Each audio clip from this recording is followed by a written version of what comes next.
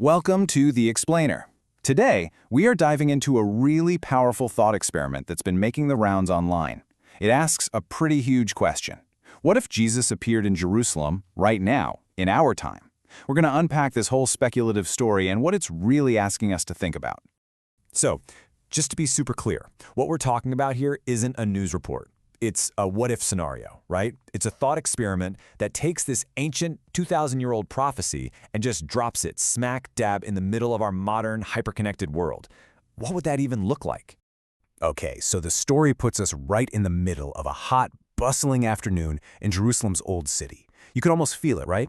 It's a scene that's played out for centuries. But on this particular day, in this story, one single moment is about to change absolutely everything. This timeline just shows you the incredible, almost scary speed of modern information. It all starts with a single gasp on a street corner. That turns into whispers. The whispers build a crowd. And then, of course, the smartphones come out. In an instant, a local event goes completely global. It's an ancient story playing out at the speed of social media. Now, what's really interesting here is that the story doesn't focus on big, flashy miracles. Not at all. Instead, it's all about this quiet, personal connection. Witnesses in the story describe being looked at as if they were completely known, a feeling that just stirred something deep, deep inside them. And this is the turning point. This is where the event shifts from just being a strange sighting to something way, way bigger in the eyes of the crowd. The actual fulfillment of an ancient prophecy. Apparently, this is the verse that flashed through the minds of a lot of people in the crowd. And it makes sense, right? It speaks to an event that isn't a secret, that isn't hidden. It's supposed to be a sign that is clear and undeniable as a bolt of lightning streaking across the entire sky. The story then connects this incredible sighting to the world we're living in right now. It points to these biblical signs, the wars, the famines, this growing coldness between people. And it suggests they create a context where, for believers, a return feels not just possible, but maybe even imminent. And this slide really gets into the moral context of it all. The source highlights this passage, basically arguing that a key part of the prophecy is a society that becomes really focused on me, on self, on being ungrateful. In the story's logic, that makes the timing of this sighting feel incredibly significant. So, how did people actually react to seeing something so unbelievable? I mean, this is the real heart of the narrative. And let me tell you, the response was anything but simple. The crowd's reaction was just this complex cocktail of emotions. You see a huge chunk, 40%, felt this overwhelming awe and peace. But look at this, almost as many, 30%, were just completely skeptical. And woven through all of that was this mix of hope and fear and even a sudden urge for repentance. It was all over the place.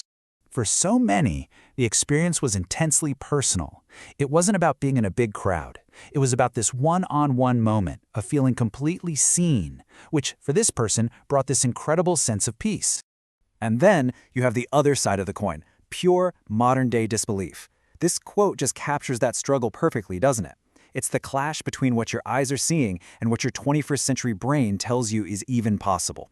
For those who did start to believe, the story lays out this kind of four-stage journey. It starts with tears, just this huge emotional release, which is followed by repentance. That then leads to this moment of stunning clarity, this realization that you're part of something so much bigger. And finally, that brings on this powerful, powerful sense of urgency. Okay, so here, the narrative totally shifts its focus. It moves away from the public spectacle there in Jerusalem and brings it to a much quieter, more personal message for every single one of us, whether we were there or not. This is it. This is the question that the entire story builds towards. The focus shifts from, did this really happen, to, if it did, what does that mean for me? It turns this huge external event into a very personal, internal examination. And what's really crucial here is that the story makes it clear that being ready isn't about panicking.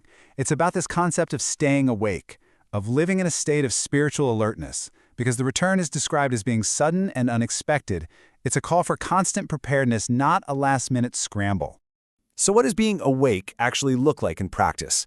Well, the narrative boils it down to these three actions. First, an internal transformation of your own heart. Second, an external action of loving other people. And third, a communicative act of sharing your faith. And this slide really presents the ultimate takeaway. The story frames the whole thing as a pretty simple, binary choice. You can choose fear, let the world's troubles just overwhelm you. Or you can choose hope, live as if every moment matters, with purpose and with love. And this is where the story leaves us. It doesn't give us an answer, it just poses a question. It takes this huge, speculative event and places the final, most important decision squarely in your hands. If you saw the unbelievable, what would you do?